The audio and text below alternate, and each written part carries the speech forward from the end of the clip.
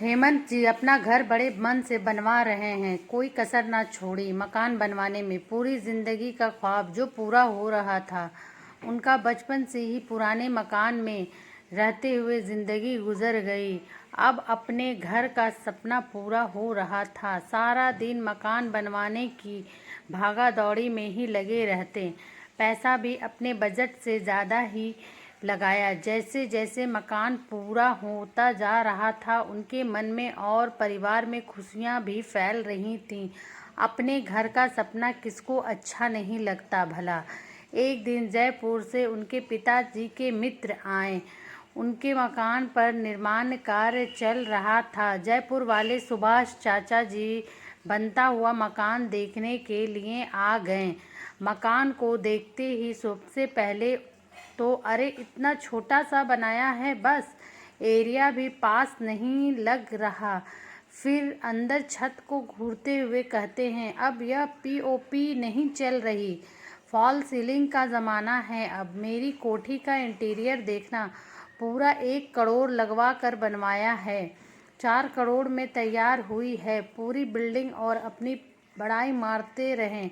हेमंत सुनते रहे उनकी बेतुकी बातों को। जब उनकी बातें खत्म हो गई तब हेमंत सुभाष चाचा से बोले, चाचा जी आप 50-40 लाख रुपया मेरे खाते में डलवा देना। उनके बाद आप जैसा बताएंगे मैं वैसा ही इंटीरियर करा लूँगा, क्योंकि मेरी तो जितनी चादर में है मैं उतना ही पैर फैला सकता हूँ। मैंने अपनी हैसियत के हिसाब से काम करा दिया।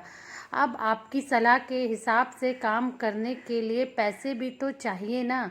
अभी आप ही दे देना, आखिर भतीजे के लिए इतना तो कर ही सकते हैं ना।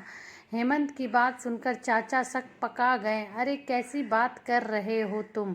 चाचा बोले, इसमें क्या गलत क्या है? बिना मांगे सलाह देना तो बहुत आसान है, सहायता करना कठिन। जब आप इतनी कानून पढ़ ही रहे हो तो थोड़ी सी सहायता भी कर दो। मेरा मकान आपकी पसंद का ही बन जाएगा, और जब आपका मन करे तो रहने भी आ जाना। अरे मुझे कुछ ज़रूरी काम है। ऐसा कहकर जयपुर वाले चाचा जल्दी जल्दी रफा दफा हो गए। सच ही कहा गया है कि किसी की बेटी का विवाह हो या मकान बन रहा हो तो फ्री की सलाह देने वाले बहुत आते हैं। हाथ पकड़कर काम निपटाना वाला कोई मुश्किल से ही मिलता है।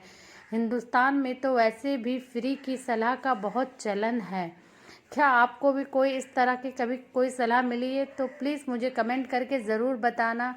और मेरी स्टोरी आपको अच्छी लगती हो तो please like share and subscribe ज़रूर करना। Thanks for watching Tabassum voice channel.